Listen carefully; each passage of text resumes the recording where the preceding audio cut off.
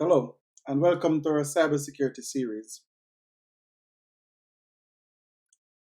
In this unit, you will gain an awareness of the importance and value of data, how human actions can make data more vulnerable to theft or exploitation, common cyber attacks, measures put in place on networks to help protect IT systems from attacks. Lesson 1: You and your data. In Lesson 1, about you and your data, we will explain the difference between data and information. We will look at online services in relation to their data privacy policy and the information they collect from users. We will identify what happens to the data entered online, for example, data you enter in your social media accounts, what happens to that data. And we are also going to explain the need for the Data Protection Act. Here are our key vocabulary. Read them and make yourself familiar with these words so that when we use them in the lesson, you understand what we're talking about. Pause the video and read them. We are now going to look at a threat map. And this particular threat map professes to show cyber attacks happening in real time.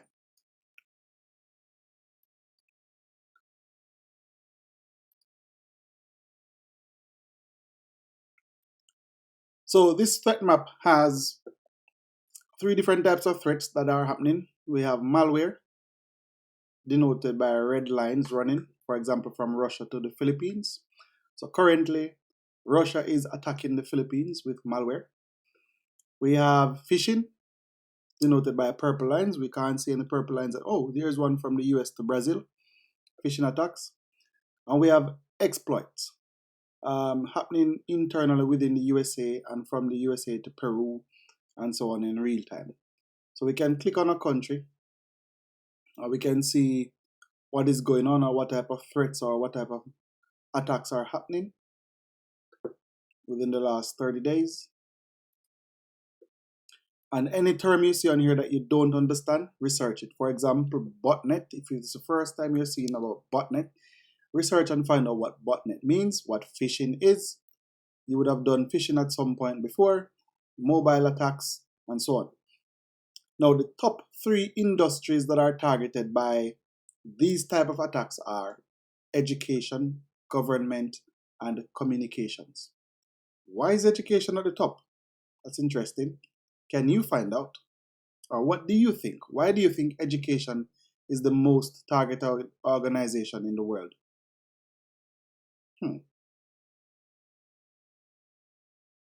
Okay, you can visit this site on threatmap.checkpoint.com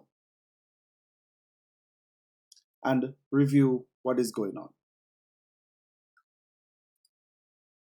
Now, we've just looked at the threat map, and we could see different countries attacking or exploiting or conducting phishing or sending malware to other countries. What do you think they're trying to get?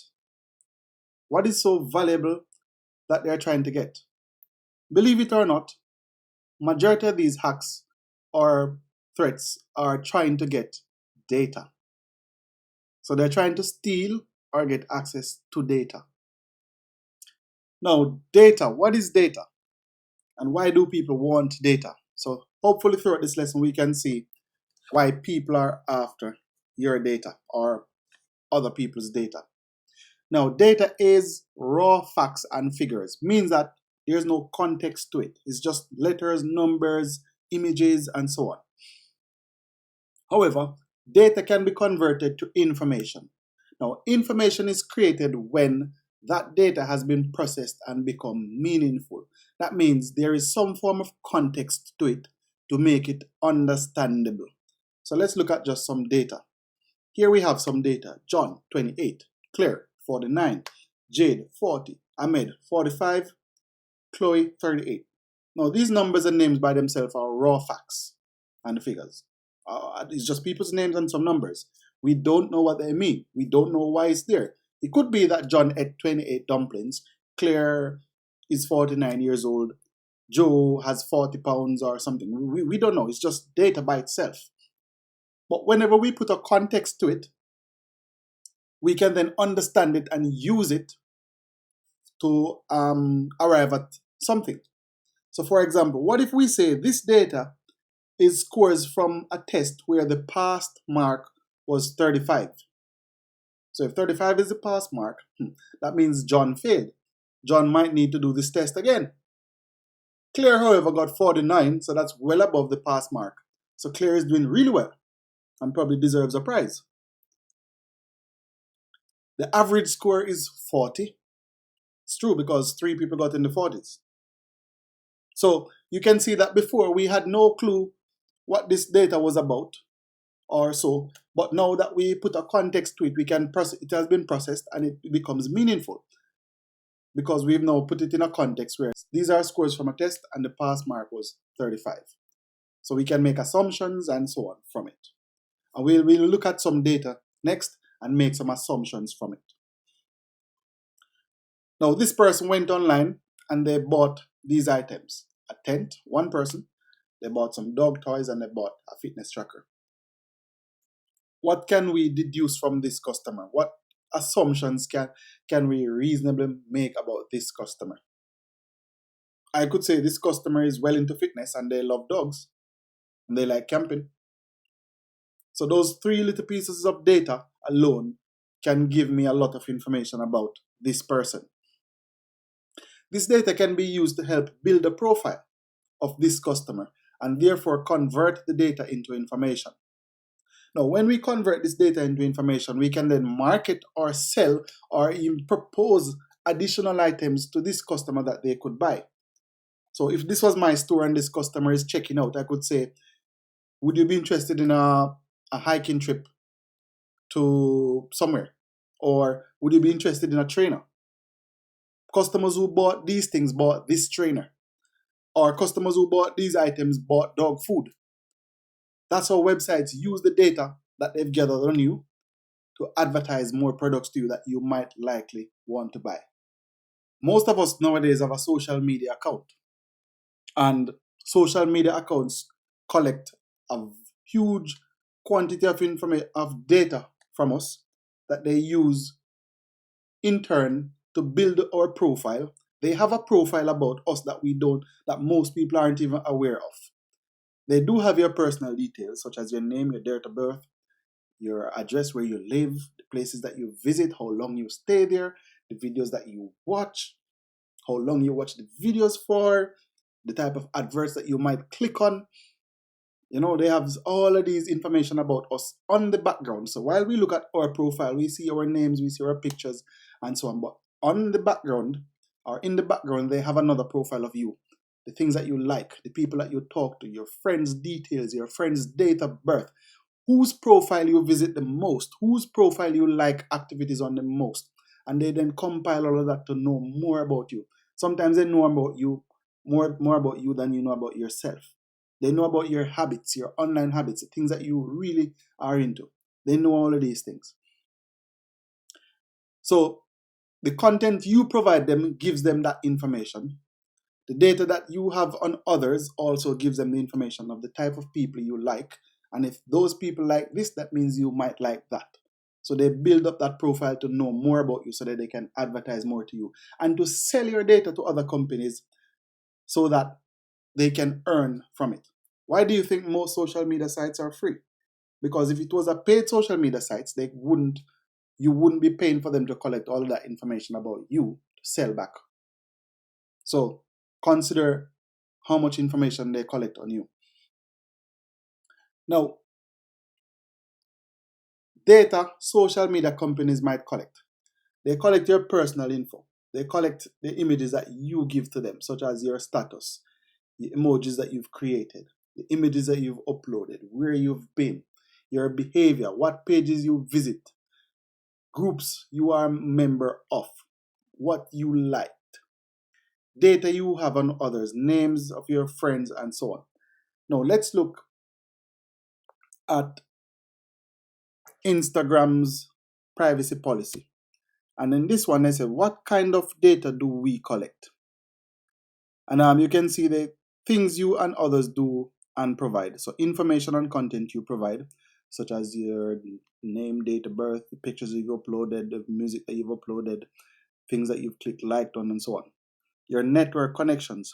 We collect information about people, pages, accounts, hashtags, and groups you are connected to, and how you might interact with them across our products. So they collect all of those information. Your usage, what time of the day are you on? What time do you most likely get off? How long do you spend? And so on. Information about transaction made on products. So if you buy items online or if you comment on products that are on there for sale, things others do and information they provide to you, like what type of, when you're chatting in your private messages, they collect all of that information as well. The device that you connect with, the device attributes such as operating system, hardware and software versions, device operations, information about operations and behaviors performed on the device, such as whether a window is foreground or background. So if you have other windows open in the background, you can read all of this by yourself, but there's a lot of information that they collect about you that you don't even know. Some people don't even know which phone versions they have, but these companies know, and they use that to advertise and sell products to you. So be mindful of that. Let's look at Facebook's policy as well. It's pretty much the same exact thing. They collect the usage, information about transaction, things others do, and so on. So it's pretty much the same thing.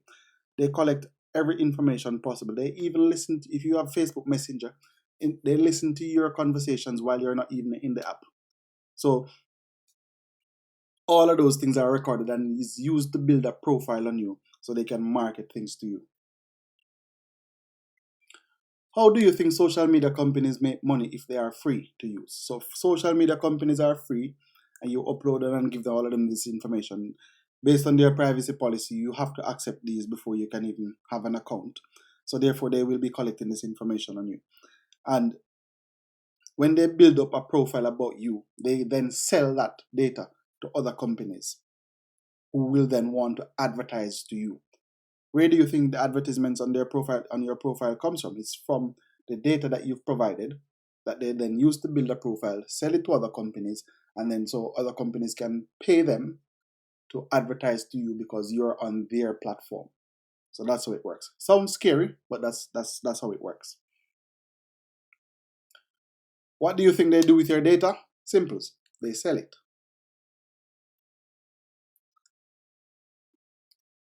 So what I want you to do now is to pause the video and look at Snapchat's privacy policy, Instagram privacy policy, Google's privacy policy, Facebook's privacy policy. If you are at school and you can't visit any of these sites, look at any company website that you can visit privacy policy. Majority of them will be the same. Google privacy policy is there. Everyone can visit Google privacy policy. The same information that they collect is most likely the same information that the others collect, but they vary depending on specific companies. So visit these ones, and if you can't, visit the ones that you can, or any other company that you like, and look at their privacy policy.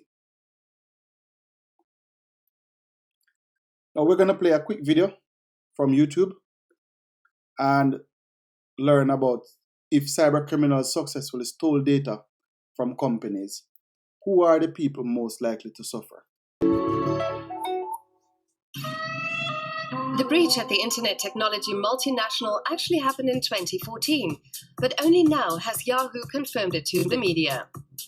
Usernames and many other sensitive data wound up in cybercriminal hands.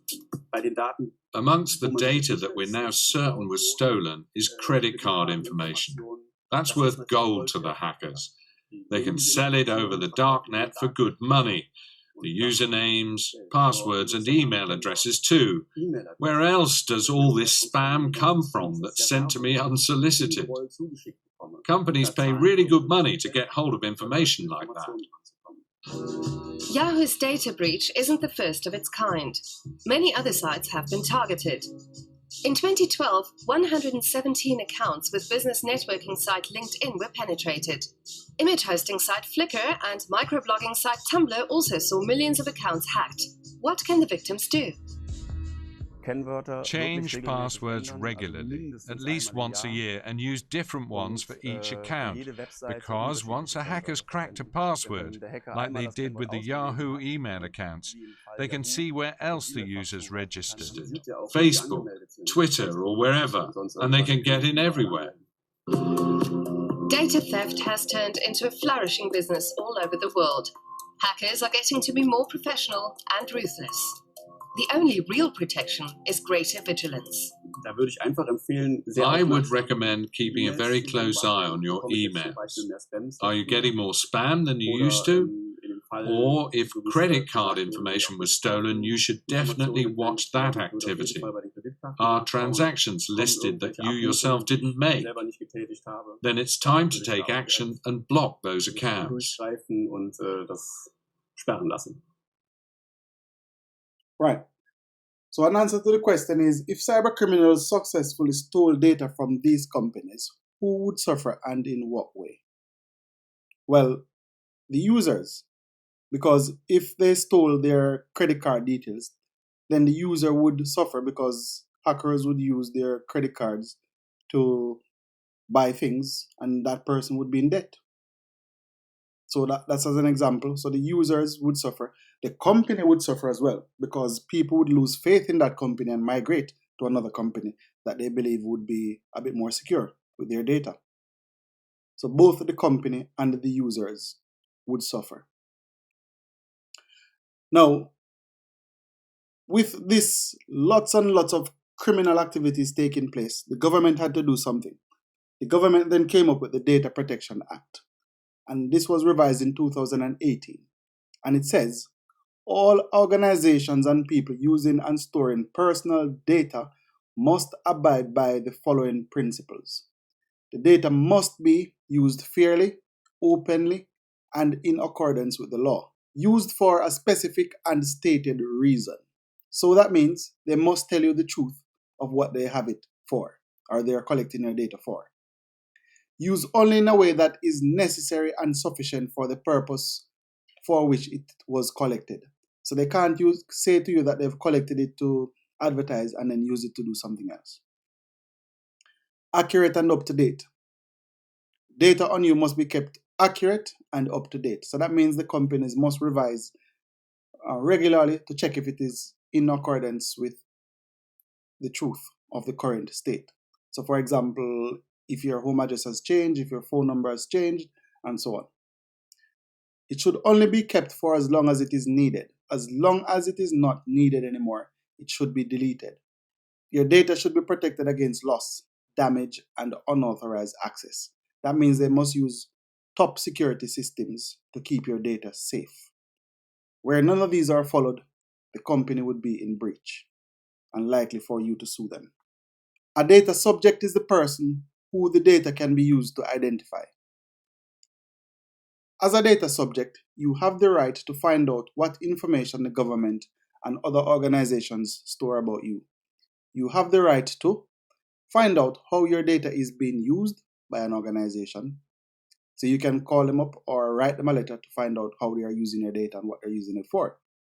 You can access the data that an organization has about you. So you can contact them and ask them or request to see the data. Update your data. So if they have data about you that might not be updated, you can request for it to be updated. You can have your data deleted. So you can contact a company and ask them to delete your data. You can stop an organization from processing your data. So if you find out that a company has your data and they process it to use for specific reasons that you don't like, you can contact them and request for them to stop processing your data. You have that right. You can transfer your data to a different organization. So if you go to this particular school and you change the school, you can request for your data to be transferred to another school, as an example.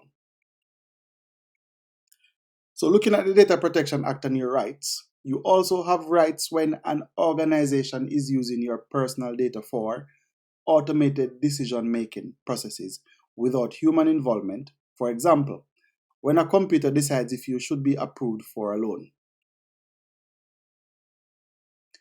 Profiling. For example, to predict your behavior or interest.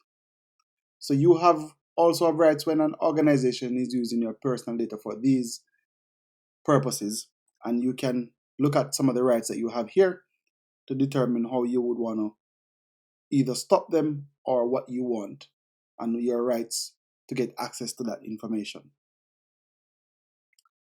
So this is the end of our first lesson, and these are some questions that you will see towards the end that you will need to answer. So please record your answers. Name 3 items of data that a company might hold on you that would help form your profile. Give 1 potential consequence to you if cybercriminals had access to that data. Give 1 potential consequence to the company storing the data if a cybercriminal gains access to the data they were storing. In this lesson, we looked at the difference between data and information. We looked at some privacy policy and what data companies might collect on you, as well as how that data might be valuable to cybercriminals. We've looked at the need for the law involving data protection. Next lesson, we'll look at the risk of data being compromised through human error and strategies that can be put in place to avoid the dangers. Thank you.